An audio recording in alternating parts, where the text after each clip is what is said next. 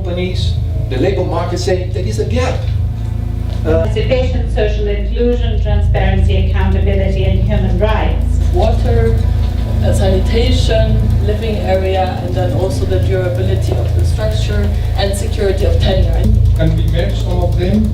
What is the best way forward? Both and transport and mobility, but indicator goes to our cities over time using more land per added unit of population. An issue of inadequacy.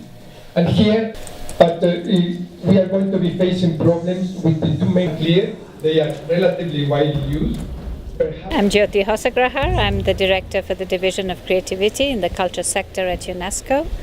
I'm very pleased to be here participating in the first technical meeting for the first technical meeting of experts for the SDG 11, Goal 11 on making cities safe, sustainable, resilient and inclusive. For this thing to be implemented properly, we need to involve the local communities, the owners or the people, the citizens of these cities, so that to know what are their priorities, what are their challenges, and what need to be done and how they should connect with the governments.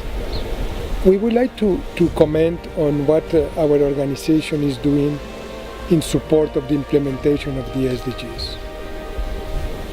I think one of the main tasks to start with is to organize with partners, other UN agencies, universities, NGOs, the international community at large, how cities, how governments can start creating conditions to understand how the urbanization process can be understood as a transformative force, which are the elements that are positive of this process, but also what kind of negative externalities or problems cities are generating.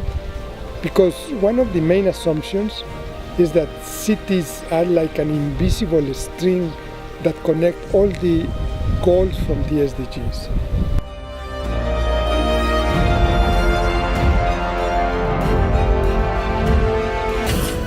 It is the goal where culture is most explicitly mentioned in the targets. And target 11.4 is focused on cultural and natural heritage, the public expenditure allocation for the conservation of cultural and natural heritage. And this is, of course, a very, very important target.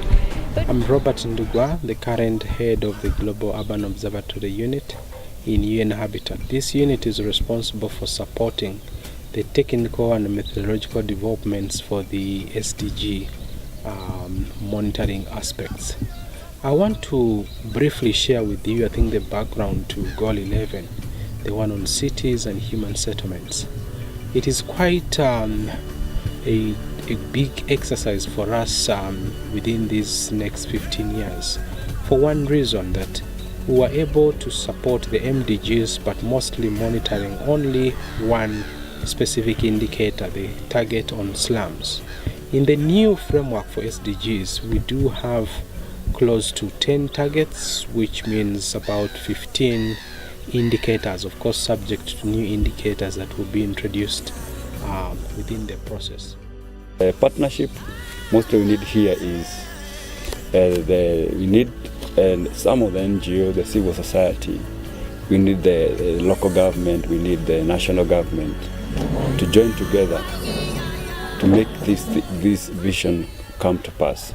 UNHABITAT is therefore working with a large number of partners in creating these methods, these tools for monitoring the narrative that are needed to create the adequate policies and also to see what kind of solutions to implement.